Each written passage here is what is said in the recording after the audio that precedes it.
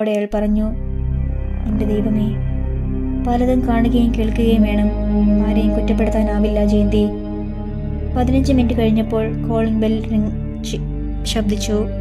ജയന്തി വേഗം ചെന്ന് വാതിൽ തുറന്നു. ചുവരിൽ പിടിച്ച് സുധീഷും ഒപ്പം ASI മോഹനും ഇരിപ്പുണ്ട്. സുധീഷിനെ കണ്ടതും ജയന്തി കരഞ്ഞുപോയി. ഷർട്ടിന്റെ പോക്കറ്റ് തൂങ്ങിക്കിടക്കുന്നു. ഷർട്ട് പകുതിയും ബട്ടൺസ് പോയി തുറന്ന മട്ടിലാണ്. നഗ്നമായ പാദങ്ങൾ.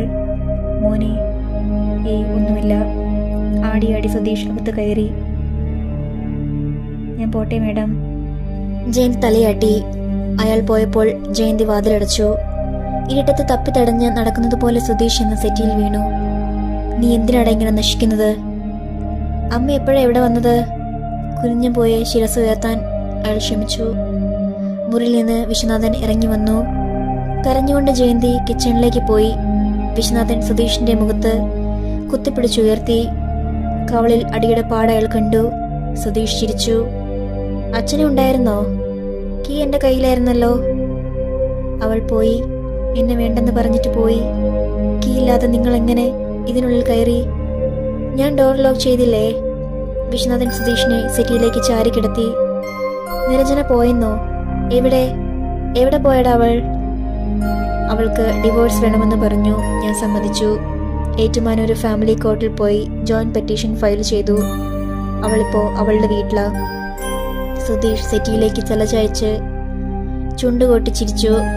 മോരുമായി വന്ന ജയന്തി അത് കേട്ടു. മോനെ, പോട്ടമ്മേ, അവൾക്കെങ്കിലും മനസ്സമാധാനം കിട്ടട്ടെ. വിശ്വനാഥൻ ഗ്ലാസ് വാങ്ങി സുധീഷിന്റെ കയ്യിൽ കൊടുത്തു. മോര് മുഴുവനും അയാൾ കുടിച്ചു. കുഞ്ഞിനെയും കൊണ്ട് അവൾ പോയടാ. എനിക്കെന്തിനാ അമ്മേ കുഞ്ഞ്? അത് അവളുടേതല്ലേ. എടാ കുഞ്ഞ്. ജയന്തി മിണ്ടരുത്. ജയന്തിയെ പൂർത്തിയാക്കാൻ വിശ്വനാഥൻ അനുവദിച്ചില്ല. സുധീഷ് കണ്ണുകളടച്ച് എന്തൊക്കെയോ പെറുപിറുത്തു. ജയന്തിയുടെ കൈ പിടിച്ച് വിശ്വനാഥൻ ഡൈനിങ് ഹാളിലേക്ക് കൊണ്ടുപോയി. അവന്റെ കുഞ്ഞിനെയല്ലേ അവൾ കൊണ്ടുപോയത്?